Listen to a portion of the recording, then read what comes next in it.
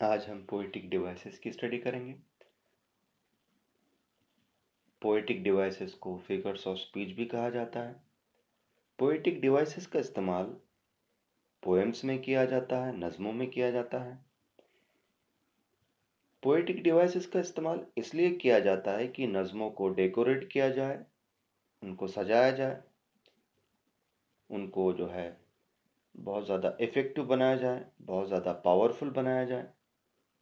Poets, शायर poetic devices का इस्तेमाल इसलिए करते हैं ताकि वो अपने आइडियाज़ को, अपने थॉट्स को, अपने व्यूज़ को, अपने ओपिनियंस को बहुत ज़्यादा पावरफुल अंदाज में, बहुत ज़्यादा इफ़ेक्टिव अंदाज में बयान कर सके, बता सके। इसलिए पोएटिक डिवाइसेस का इस्तेमाल वो अपने नज़्मों में करते हैं। तो चलिए फिर पोएटिक डिवाइसेस की हम स्टडी करने की कोशिश करते हैं। पहली पोएटिक डिवाइस एलिट्रेशन। इसकी definition: when a consonant sound is repeated pleasingly in the beginning of words it is called alliteration। यानी अगर कोई एक कॉन्सोनेंट साउंड अल्फाजों की शुरुआत में बार बार रिपीट हो रहा है तब कौन से पोएटिक डिवाइस का इस्तेमाल किया जाता है? तब वहाँ एलिटरेशन, इस पोएटिक डिवाइस का इस्तेमाल किया जाता है। मैं फिर से और एक बार रिपीट करता हूँ। अगर कोई एक कॉन्सोनेंट साउंड अल्फाजों की शुरुआत में बार बार रिपीट होता है तब वहाँ कौन से पोएटिक डिवाइस का इस्तेमाल किया जाता है? एलिट्रेशन का इस्तेमाल किया जाता है। ये राउंड किया हुआ हिस्सा एक्सप्लेनेशन का है। हर एक पोएटिक डिवाइस का एक्सप्लेनेशन आपको दिया गया है। एचएससी बोर्ड एग्ज़ाम के लिहाज से ये एक्सप्लेनेशन बहुत अहम है, इसकी आप स्टडी कीजिए। एग्जाम्पल की तरफ जाते हैं तो एलिट्रेशन के पहला एग्जाम्पल है माइक मेड मेलो music with his new microphone. अब इस एग्जाम्पल को अगर हम गौर से देखते हैं तो इसमें हमें कौन सा कॉन्सोनेंट साउंड रिपीट होते हुए दिख रहा है? Yes, correct. यहाँ पर कॉन्सोनेंट साउंड म अल्फाजों की शुरुआत में रिपीट हुआ है। वो कैसे? क्या देखिए, माइक इस लफ्ज़ की शुरुआत कॉन्सोनेंट साउंड म से हुई है। मेड इस लफ्ज़ की शुरुआत कॉन्सोनेंट साउंड म से हुई है। मेलो इस लफ्ज़ की शुरुआत कॉन्सोनेंट साउंड म से हुई है। म्यूज़िक इस लफ्ज़ की शुरुआत कॉन्सोनेंट साउंड म से हुई है। और माइक्रोफोन इस लफ्ज़ की शुरुआत कॉन्सोनेंट साउंड म से हुई है। तो इसका मतलब कॉन्सोनेंट साउंड म जो है बहुत ही प्लीजिंग अंदाज में, बहुत ही म्यूज़िकल अंदाज में, बहुत ही खुशनुमा अंदाज में, बहुत ही म्यूज़िकल अंदाज में रिपीट हुआ है।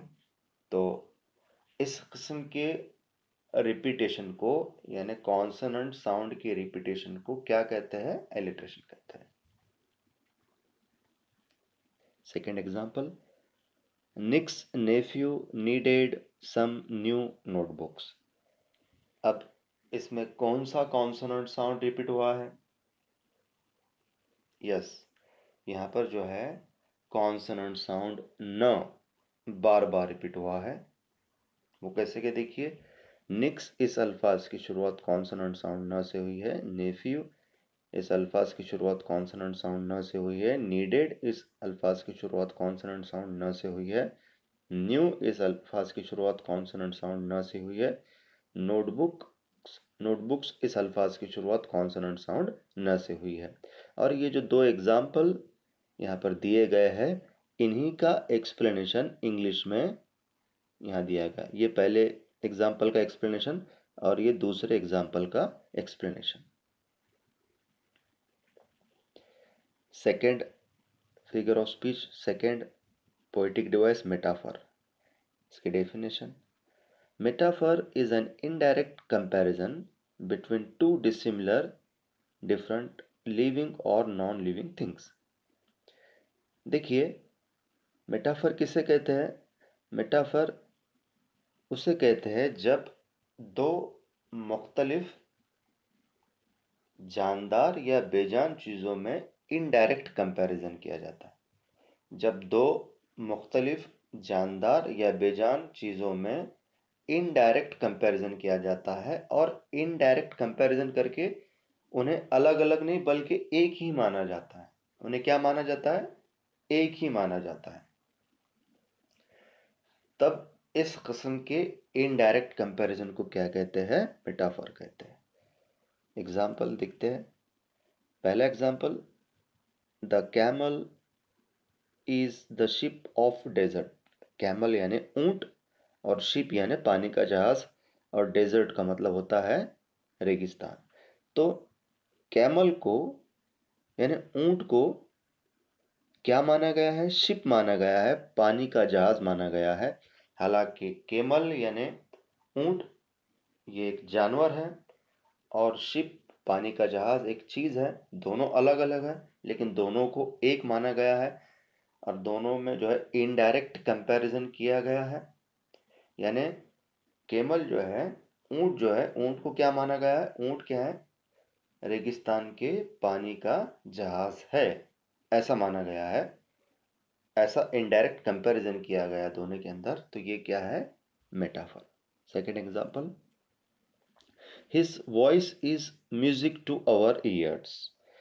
अब यहाँ पर वॉइस, आवाज को किससे कंपेयर किया गया है? म्यूजिक से कंपेयर किया गया है इनडायरेक्टली। ये क्या है? मेटाफर है। तीसरा example, greed is the mother of all battles. Greed यानी लालच। ग्रीड को क्या माना गया है? ग्रीड को मदर माना गया है। किस चीज का मदर माना गया है? Of all battles. यानी ग्रीड को क्या माना गया है? ग्रीड को, लालच को यह माना गया है कि सारे फसाद की, सारे झगड़ों की और सारे बुराइयों की जो है जड़ है। ये क्या है? जड़ है। यानी ग्रीड को, लालच को इनडायरेक्टली किससे कंपेयर किया गया है? मदर से कंपेयर किया गया है। ग्रीड एक कंसेप्ट है और मदर एक पर्सन है। ग्रीड एक कंसेप्ट है, मदर एक पर्सन है। दोनों अलग अलग है लेकिन दोनों में इनडायरेक्ट कंपैरिजन किया गया है। ये मेटाफर है। ये जो तीन एग्जाम्पल दिए गए हैं इनका एक्सप्लेनेशन यहाँ दिया गया है। ये पहले एग्जाम्पल का एक्सप्लेनेशन, ये दूसरे एग्जाम्पल का एक्सप्लेनेशन और ये तीसरे एग्जाम्पल का explanation. Hyperbole definition, hyperbole is an overstatement for achieving greater poetic effect। Hyperbole यानी एक ऐसा जुमला जिसमें ओवर स्टेटमेंट किया जाता है, बहुत ज़्यादा एग्जैजरेशन किया जाता है, बहुत ज़्यादा बड़ा चढ़ाकर बताया जाता है। इम्पॉसिबल चीज़ को भी पॉसिबल है, यानी कोई इम्पॉसिबल चीज़ पॉसिबल है, इस अंदाज में जो है बताया जाता है। तो इस किस्म के ओवर स्टेटमेंट को, यानी इस किस्म के एग्जैजरेशन को, यानी किसी चीज़ को बहुत ज़्यादा बड़ा चढ़ा कर बताने को जो है क्या कहते हैं? हम जो है हाइपरबोल कहते हैं। इसका एग्जाम्पल देखिए।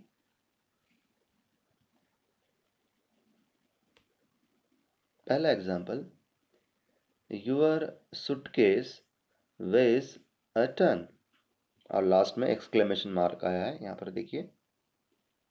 ये your suitcase weighs a ton, यानी ऐसा कहा जा रहा है कि तुम्हारे सूटकेस का वजन 1 टन है।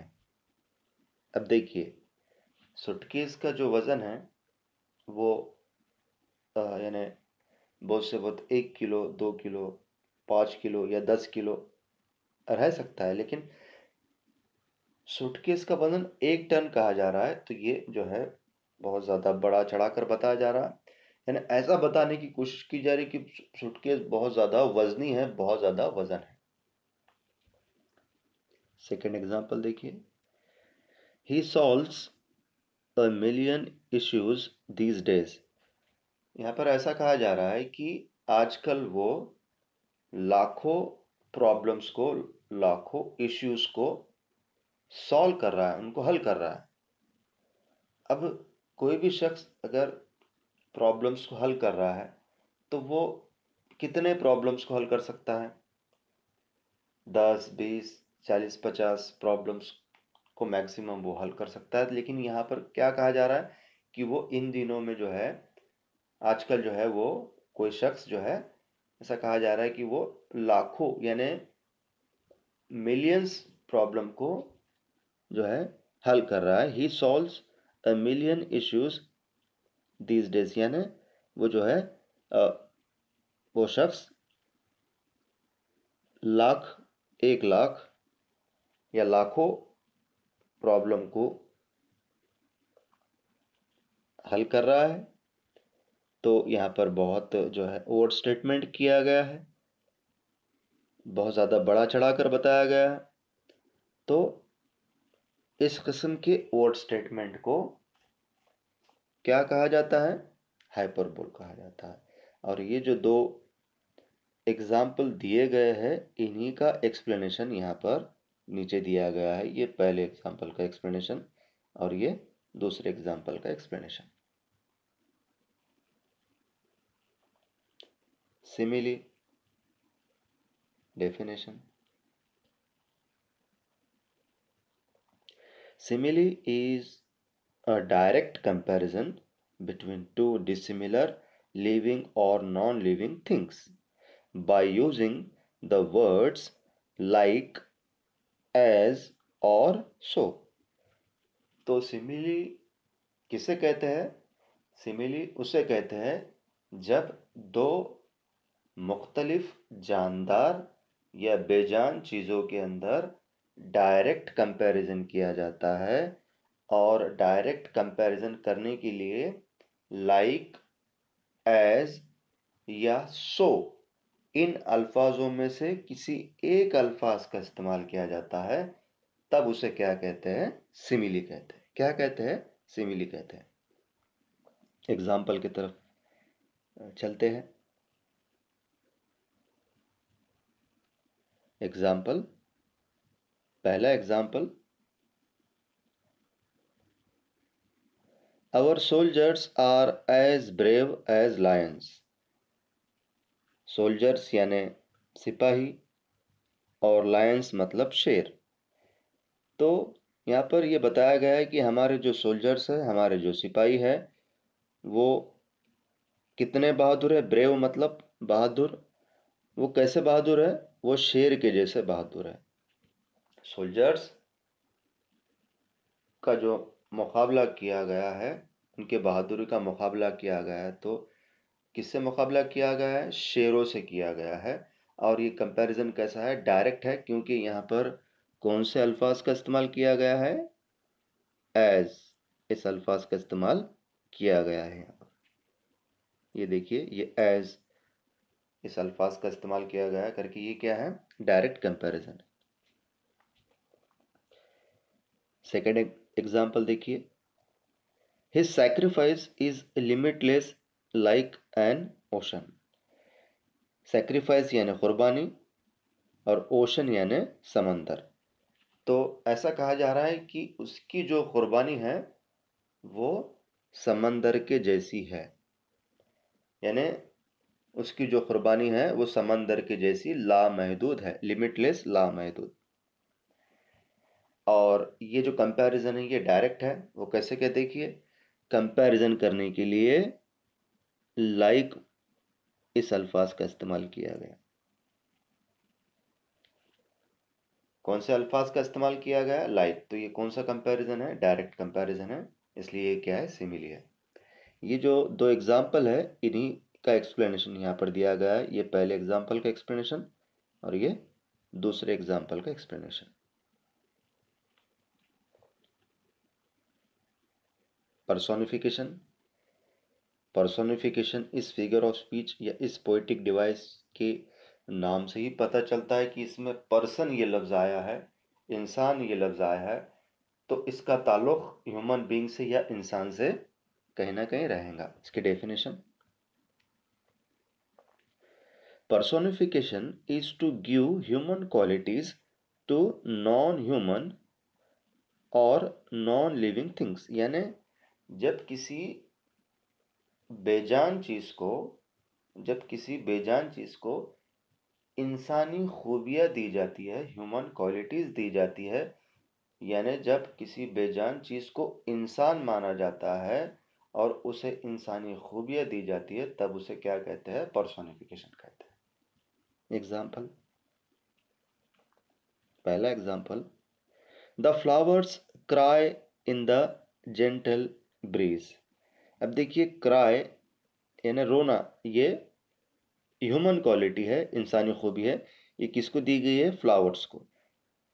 फ्लावर्स बेजान है और इंसानी खूबी क्या है? क्राई। तो क्राई, ये इंसानी खूबी किसको दी गई है? फ्लावर्स को, इसलिए ये पर्सोनिफिकेशन है। दूसरा example, the tree was pulled down and the birds lamented over its dead body. यानी ऐसा बताया गया है कि एक दरख्त का कत्ल कर दिया गया है, उसको गिरा दिया गया है, और परिंदे जो है उस दरख्त के इंतकाल पर बहुत ज़्यादा गमज़दा है। परिंदे उस दरख्त के इंतकाल पर बहुत ज़्यादा गमज़दा है। देखिए, लैमेंटेड इस अल्फाज से बताया जा रहा है कि वो बहुत ज़्यादा गमज़दा है। तो किसी के इंतकाल पर बहुत ज़्यादा गमज़दा, यानी लैमेंट रहना, यानी बहुत ज़्यादा, जिसे शोक कहते हैं। और बहुत ज़्यादा जो है हमें गम होता है किसी के इंतकाल होने पर। तो ये इंतकाल होने पर जो हमें गम होता है, तकलीफ़ होती है, ये जो है इंसानी खूबी है, ह्यूमन क्वालिटी है। और ये ह्यूमन क्वालिटी किसको दी गई है? ये ह्यूमन क्वालिटी बर्ड्स को दी गई है, बेजानों को दी गई है। तो ये कौन सी फिगर ऑफ स्पीच है? ये पर्सोनिफिकेशन है। और उसके बाद देखिए तीसरा example, death saw me with anger. मौत ने मुझे कैसा देखा था? गुस्से में देखा था। मौत ने मुझे कैसा देखा था? गुस्से में देखा था। डेथ यानी मौत, और एंगर यानी गुस्सा। तो देखिए, एंगर ये ह्यूमन क्वालिटी है। एंगर ये जो ह्यूमन क्वालिटी है, और एंगर ये ह्यूमन क्वालिटी किसको दी गई है? डेथ को दी गई है।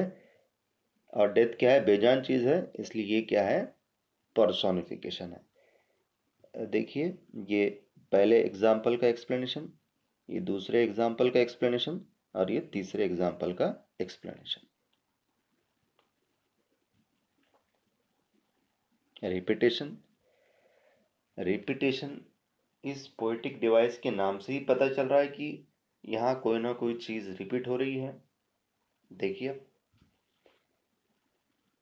Definition, when a word is repeated again and again for poetic effect, it is called as repetition। यानी जब कोई एक अल्फाज बार बार रिपीट होता है, बार बार दोहराया जाता है, तब उसे क्या कहते हैं? रिपीटेशन कहते हैं।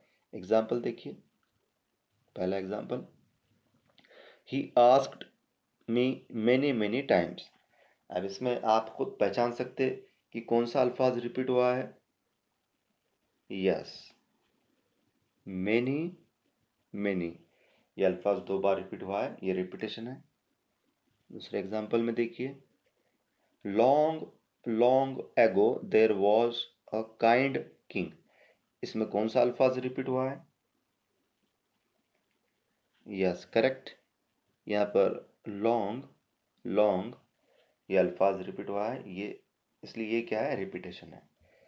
ये पहले एग्जाम्पल का एक्सप्लेनेशन, ये दूसरे एग्जाम्पल का एक्सप्लेनेशन।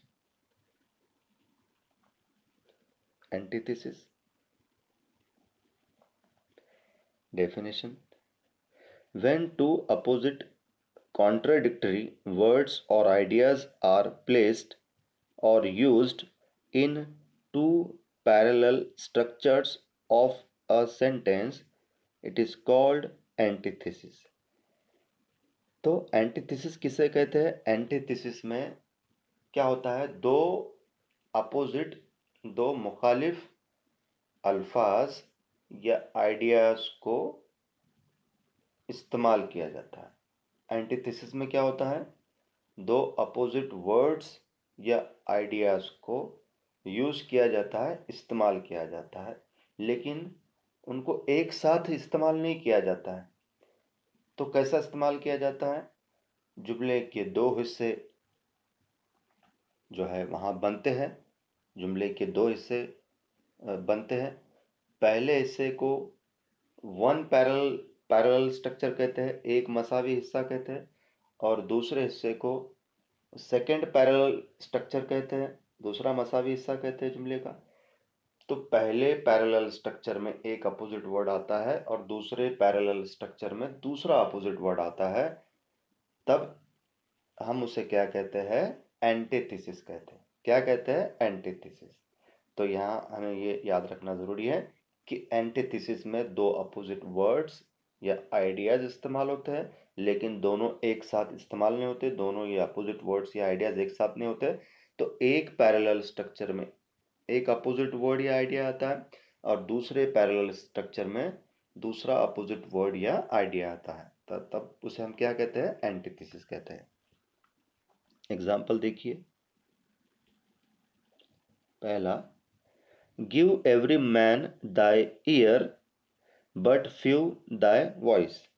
इसमें देखिए, give every man thy year ये पहला हिस्सा है जुमले का, बट फ्यू दाई वॉइस ये दूसरा हिस्सा है। तो इस पहले हिस्से में कौन सा अपोजिट वर्ड है? देखिए कौन सा वर्ड है? ईयर यानी सुनना, और वॉइस यानी बोलना। तो ये दो अपोजिट वर्ड्स है, तो ये क्या है? एंटीथेसिस है। दूसरा देखिए, man proposes God disposes. Man proposes ये पहला पैरेलल स्ट्रक्चर है, पहला मसावी हिस्सा है, और गॉड डिस्पोजेस ये दूसरा मसावी हिस्सा है। तो इसमें अपोजिट वर्ड क्या है? मैन और गॉड। तीसरा एग्जांपल देखिए, speech is silver but silence is gold. Speech is silver ये पहला हिस्सा है, बट साइलेंस इज गोल्ड ये दूसरा हिस्सा है, और इसमें दो अपोजिट वर्ड्स इस्तेमाल किए गए। पहले हिस्से में अपोजिट वर्ड है सिल्वर, और दूसरे हिस्से में अपोजिट वर्ड है गोल्ड। तो ये दो अपोजिट वर्ड इस्तेमाल किए गए हैं, तो ये क्या है? एंटीथेसिस है। और इसी एग्जाम्पल को हम अगर गौर से देखते हैं तो यहाँ और दो अपोजिट वर्ड्स देखने को मिलेंगे। पहले हिस्से में अपोजिट वर्ड है स्पीच, और दूसरे हिस्से में अपोजिट वर्ड क्या है? साइलेंस।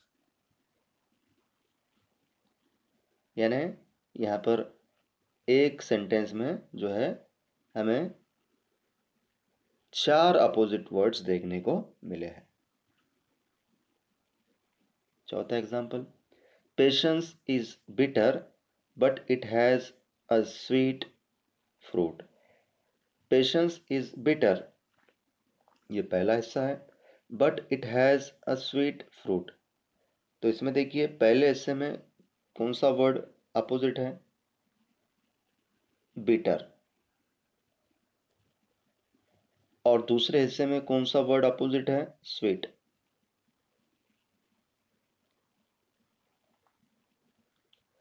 बिटर और स्वीट ये दो अपोजिट वर्ड्स इस्तेमाल किए गए हैं दो अलग अलग पैरेलल स्ट्रक्चर में, तो ये क्या है?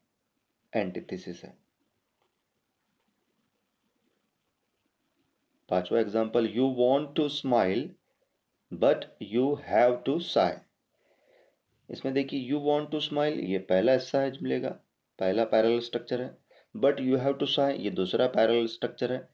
पहले पैरेलल स्ट्रक्चर में कौन सा अपोजिट वर्ड है? स्माइल मुस्कुराना, और दूसरे पैरेलल स्ट्रक्चर में कौन सा अपोजिट वर्ड है? साय। साय का मतलब आह, तकलीफ या रोना। तो स्माइल और साय ये जो है दो अपोजिट वर्ड्स दो अलग अलग स्ट्रक्चर्स में आए हैं, पैरेलल स्ट्रक्चर्स में आए हैं, तो ये क्या है, एंटीथेसिस है। तो यहाँ पर जो है शुरू के जो 4 एग्जाम्पल्स है उनका एक्सप्लेनेशन यहाँ, ये पहले एग्जाम्पल का एक्सप्लेनेशन, दूसरे एग्जाम्पल का, ये तीसरे एग्जाम्पल का, और ये चौथे एग्जाम्पल का explanation. Metonymy, metonymy from Greek metonymia, यानी ये जो मेटोनिमी, ये जो लफ्ज़ है, ये कहाँ से लिया गया है, ग्रीक लैंग्वेज से लिया गया है। ग्रीक जो वर्ड है मेटोनीमिया, उस लफ्ज़ से लिया गया है, जिसका मतलब क्या है, चेंज ऑफ नेम, यानी किसी एक चीज़ को दूसरे नाम से पुकारना, किसी एक चीज़ को दूसरा नाम देना। और misnomer. Definition, when there is close and conventional relationship between two living or non-living things, it is called metonymy। यानी जब किसी दो जानदार या बेजान चीज़ों के अंदर बहुत गहरा और रिवायती ताल्लुक़ होता है, तब इस किस्म के ताल्लुक़ को क्या कहा जाता है, मेटोनिमी कहा जाता है। क्या कहा जाता है, मेटोनिमी कहा जाता है। यानी जब किसी दो जानदार या बेजान चीज़ों के अंदर कैसा ताल्लुक़ होता है, बहुत गहरा ताल्लुक़ होता है और रिवायती ताल्लुक़ होता है, ट्रेडिशनल ताल्लुक़ होता है, कन्वेंशनल ताल्लुक़ होता है, तब हम उसे क्या कहते हैं, मेटोनिमी कहते हैं। यानी ये जो रिलेशनशिप है, ये रिलेशनशिप कन्वेंशनल होती है, रिवायती होती है। मतलब ये जो रिलेशनशिप होती है, ये जो है यानी कुछ चंद दिनों की नहीं होती है, चंद सालों की नहीं होती है, बल्कि ये रिवायती होती है। ये कई सालों से ये जो है रिलेशनशिप जो है चलती रहती है। इसलिए इस किस्म के रिलेशन को क्या कहा गया है, कन्वेंशनल कहा गया है।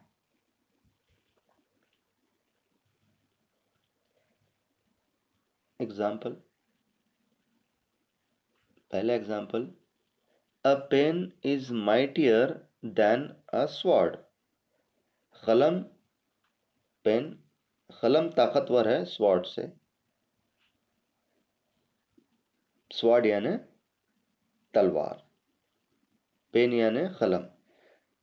तो पेन किससे ज़्यादा ताकतवर है, तलवार से ज़्यादा ताकतवर है। तो पेन का क्लोज और कन्वेंशनल रिलेशन किससे है, यानी पेन यानी कलम ने कौन से अल्फाज को रिप्लेस किया है, कौन से अल्फाज को रिप्लेस किया है। यहाँ पर पेन, ये जो अल्फाज है, यानी कलम ने जो है किसको रिप्लेस किया है, यानी पेन इस अल्फाज का या कलम इस अल्फाज का जो ताल्लुक़ है, बहुत गहरा ताल्लुक़ है और बहुत रिवायती ताल्लुक़ है।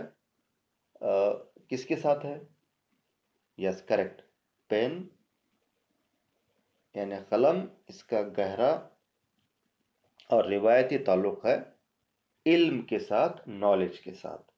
यानी यहाँ पर पोएट ने नॉलेज ये लफ्ज़ इस्तेमाल करने के लिए नॉलेज को दूसरे नाम से पुकारा है, उसका नाम चेंज कर दिया है, चेंज ऑफ नेम। अभी हमने ऊपर देखे यहाँ पर चेंज ऑफ नेम, यानी नाम चेंज कर दिया है पोएट ने।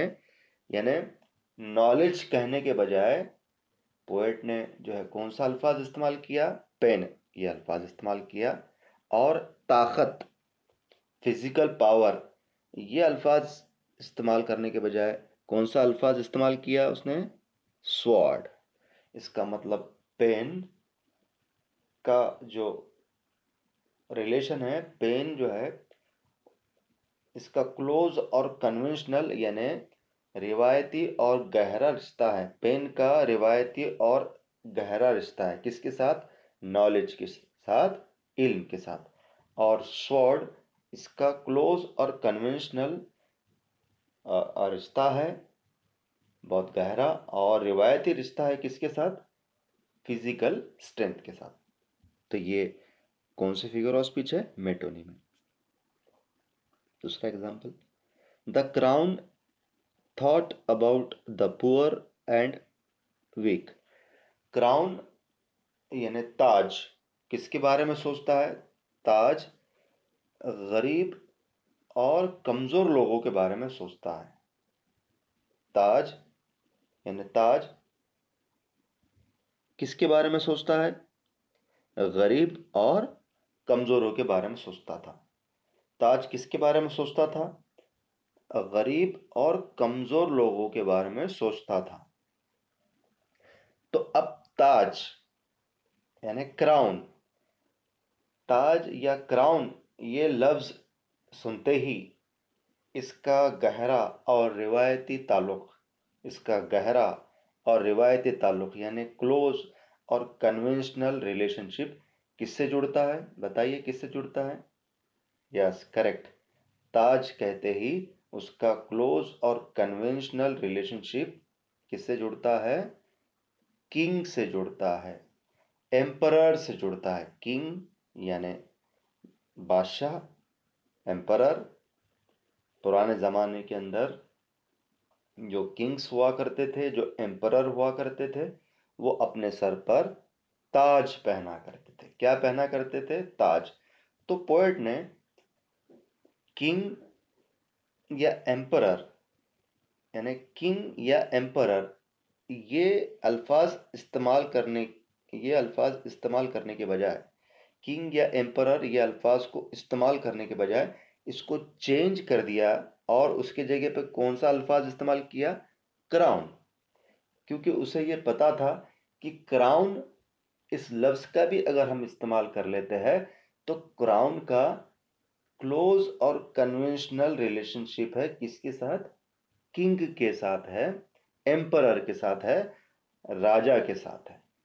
तो इसलिए उसने उस नाम को जो है अलग अंदाज से पेश कर दिया, चेंज कर दिया।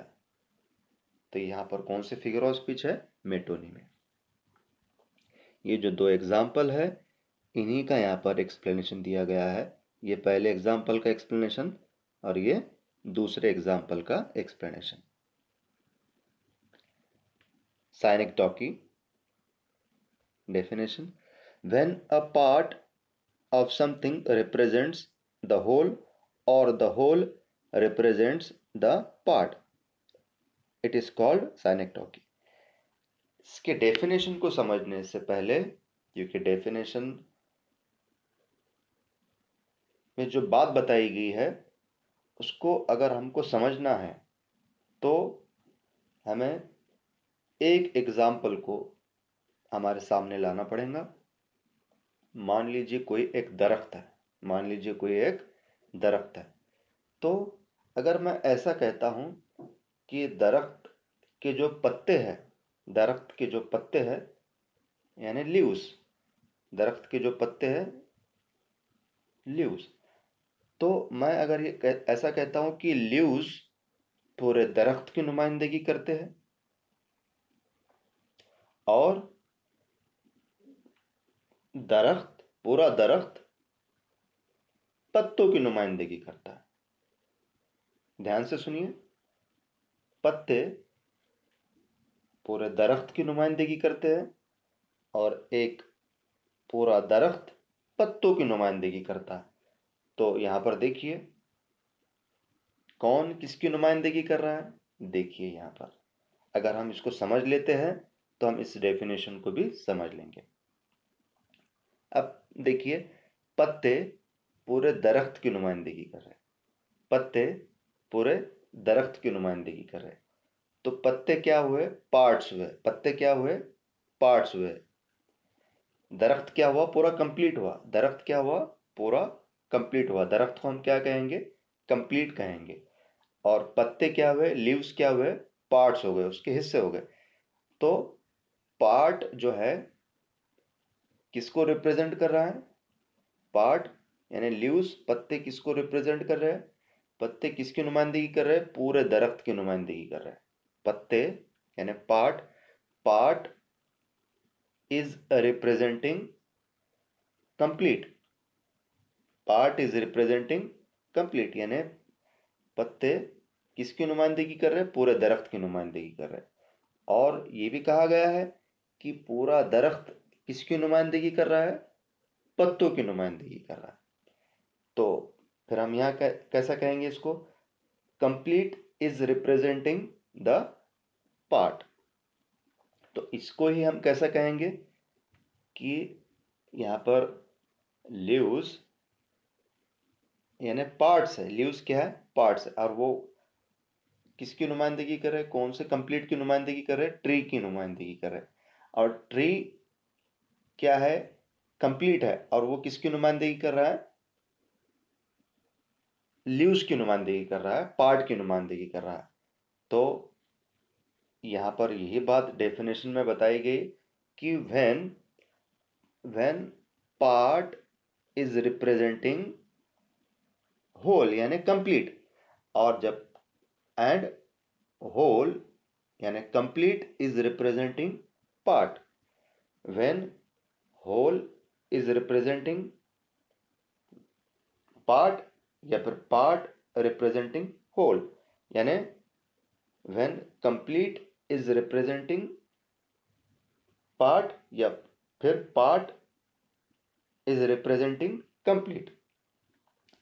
जैसा कि दरख्त का एग्जाम्पल देखने के बाद हमें ये समझ में आ गया होगा।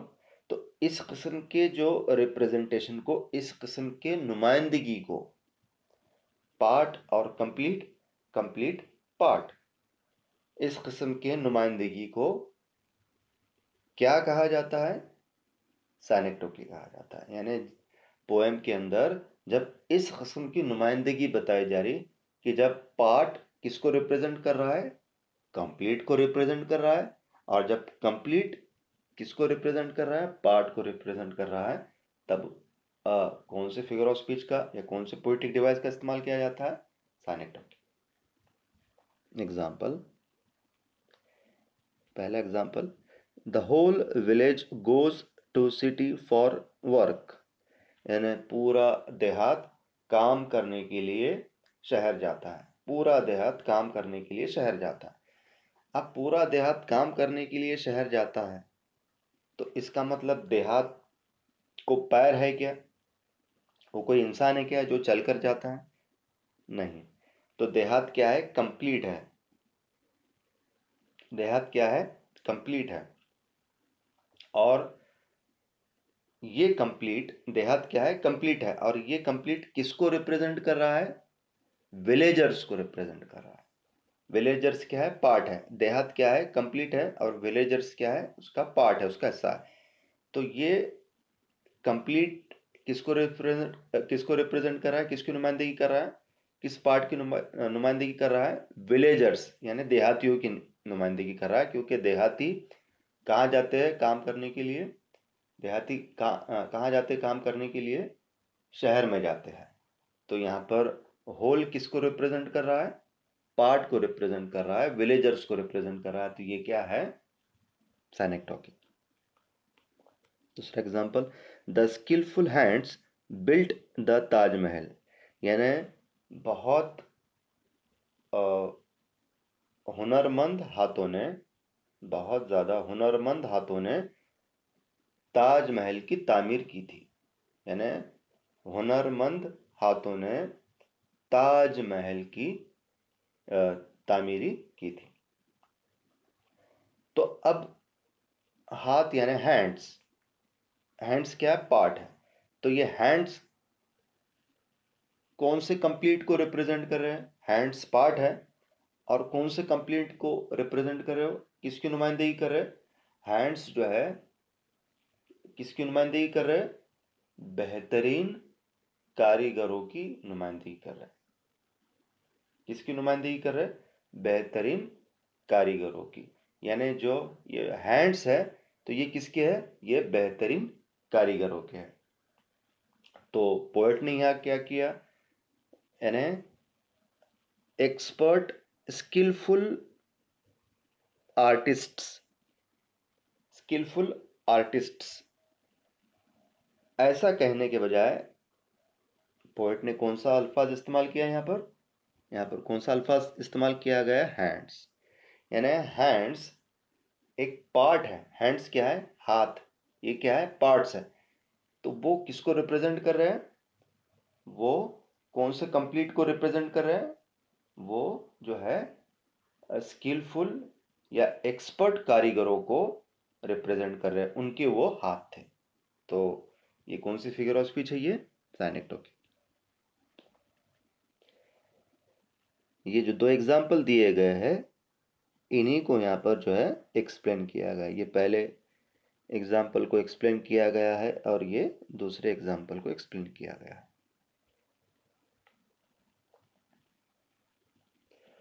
ओनोमैटोपी,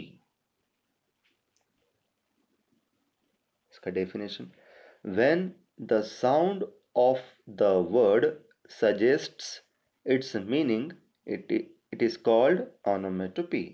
यानी ये बताया जा रहा है कि जब किसी अल्फाज का साउंड ही उसके मीनिंग को बयान कर देता है, यानी अल्फाज के साउंड के ज़रिए हम अगर उसके मीनिंग को पहचान लेते हैं, अल्फाज के साउंड के ज़रिए ही अगर हम उसके मीनिंग को गेस कर लेते हैं, अगर हम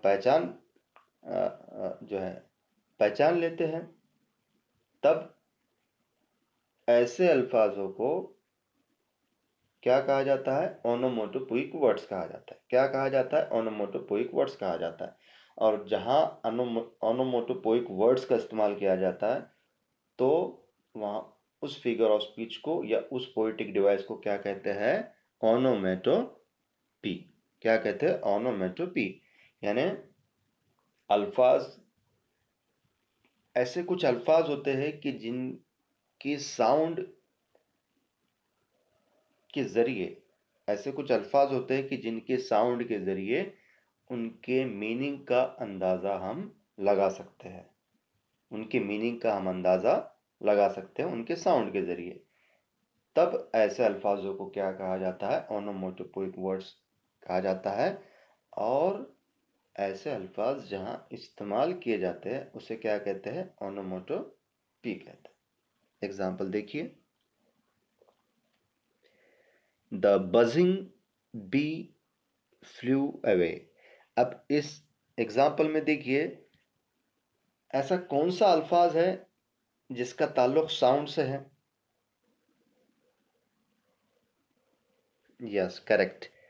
देखिए यहाँ पर बजिंग ये अल्फाज है जिसका जो रिलेशन है, जिसका ताल्लुक किससे है, साउंड से है।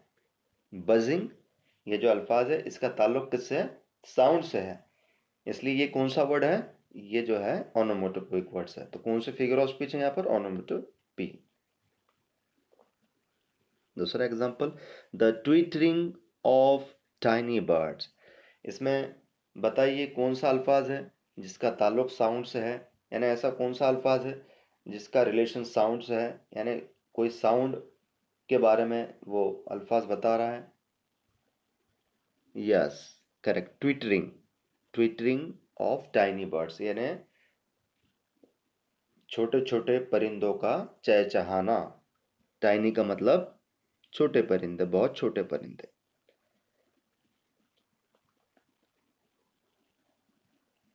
तीसरा example, the rustling leaves kept me awake. इस तीसरे एग्जाम्पल में कौन सा ऐसा अल्फाज है जिसका ताल्लुक साउंड से है, जिसमें कोई साउंड बताया जा रहा है। यस, करेक्ट, रसलिंग ये जो लफ्ज है इसके अंदर साउंड बताया जा रहा है, इसका ताल्लुक साउंड से है, इसलिए ये कौन सी फिगर ऑफ स्पीच है, ये ओनोमोटोपी।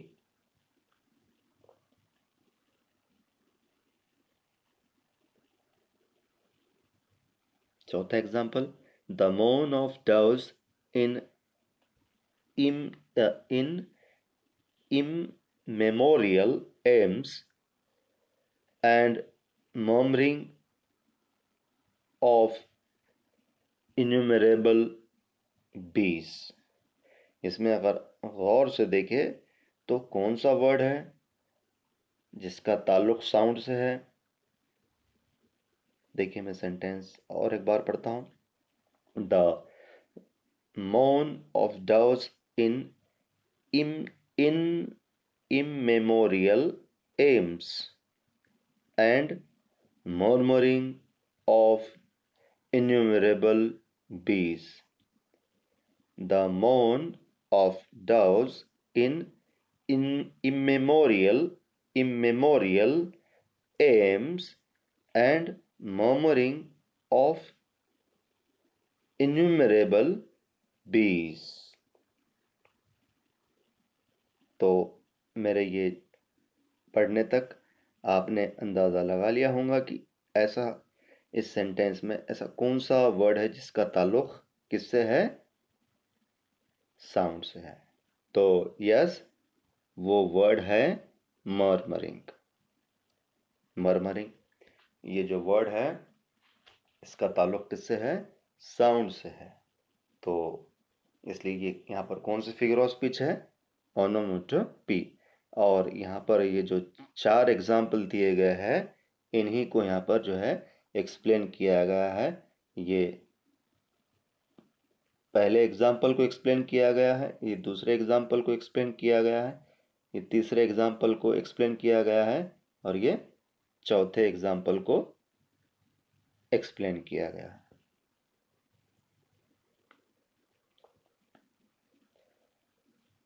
Paradox definition.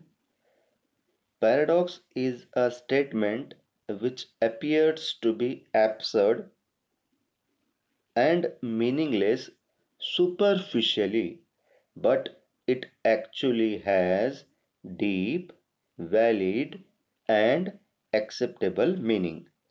तो यहाँ पर ये बताया जा रहा कि पैराडॉक्स क्या है? एक स्टेटमेंट है, एक जुमला है। पैराडॉक्स क्या है? एक स्टेटमेंट है, एक जुमला है। तो ये कैसा जुमला है? पैराडॉक्स एक ऐसा जुमला होता है कि जिसमें ऐसी बात बताई जाती है जो सुपरफिशियली यानी जो ऊपर ऊपर वो बात कैसी लगती है? अनएक्सेप्टेबल लगती है, नाकाबिले कबूल लगती है। यानी इस जुमले में ऐसी बात बताई जाती है, सुपरफिशियली ऊपर ऊपर ऐसी बात बताई जाती है जो यानी इस जुमले में ऐसी बात बताई जाती है जो सुपरफिशियली यानी ऊपर ऊपर वो हमें अनएक्सेप्टेबल लगती है। लेकिन अगर हम गहराई से सोचते हैं, अगर हम गहराई से सोचते हैं, गहराई से अगर उस जुमले को समझते हैं तो उसमें से जो है हमें क्या मिलता है? उसमें से हमको डीप, वैलिड और एक्सेप्टेबल मीनिंग मिलता है। यानी क्या क्या मिलता है हमको? उसमें से डीप, वैलिड और एक्सेप्टेबल मीनिंग मिलता है। यानी ये जुमला देखने में कैसा होता है? ये जुमला देखने में एब्सर्ड होता है। एब्सर्ड मतलब फिजूल लगता है। एब्सर्ड मतलब कैसा लगता है? फिजूल लगता है और मीनिंगलेस लगता है। लेकिन गहराई से अगर सोचे, गहराई से अगर पढ़े और गहराई से अगर समझे तो इस जुमले में हमें कैसा मीनिंग मिलता है? एक्सेप्टेबल मीनिंग मिलता है। देखिए एग्जाम्पल। पहला example, my death is the beginning of my life. मेरी मौत मेरी जिंदगी की शुरुआत है। मेरी मौत मेरी जिंदगी की शुरुआत है। डेथ, मौत, बिगिनिंग, शुरुआत। अब देखिए, मेरी मौत मेरी जिंदगी की शुरुआत है ऐसा अगर बोले तो सुपरफिशियली अगर सोचे तो हमें क्या लगेगा कि यार यानी सुपरफिशियली अगर हम अगर सोचते हैं तो ये बात हमें कैसे लगेंगी? नाकाबिले कबूल लगेंगी।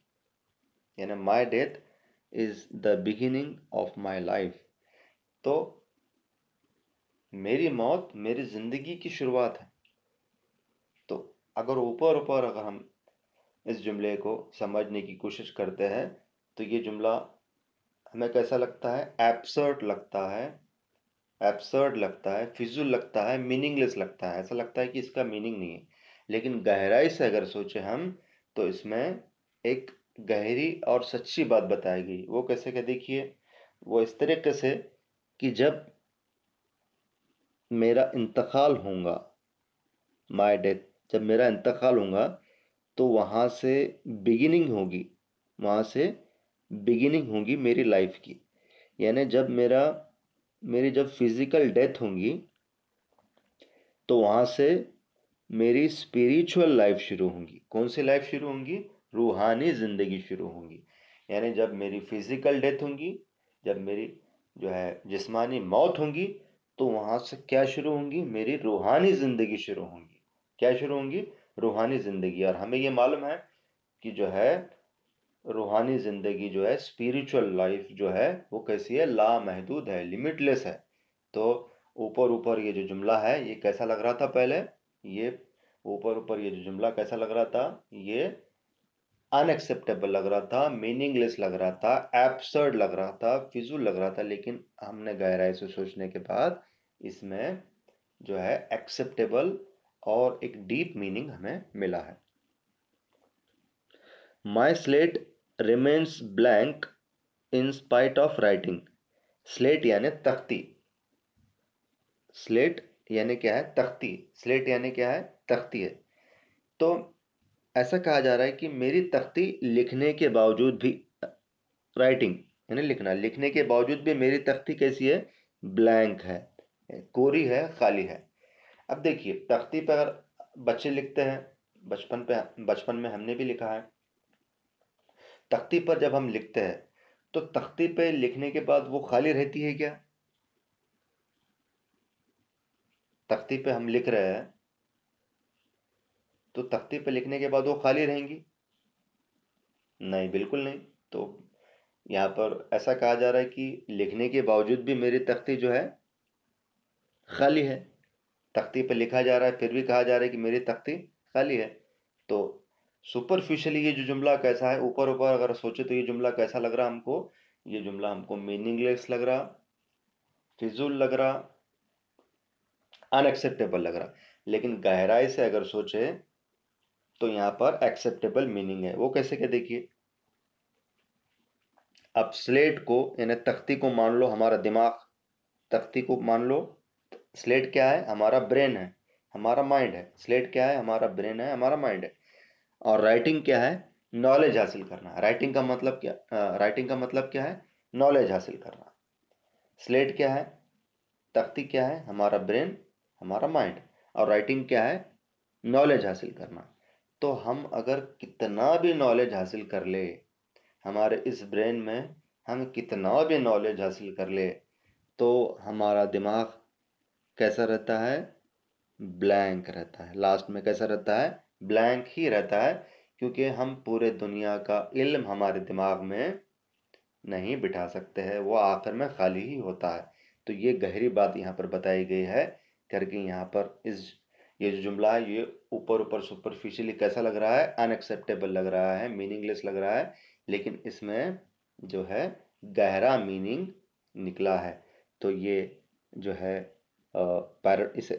यानी इस किस्म के जुमले को क्या कहते हैं? पैराडॉक्स कहते हैं। तो ये पहले एग्जाम्पल का एक्सप्लेनेशन है और ये दूसरे एग्जाम्पल का एक्सप्लेनेशन है।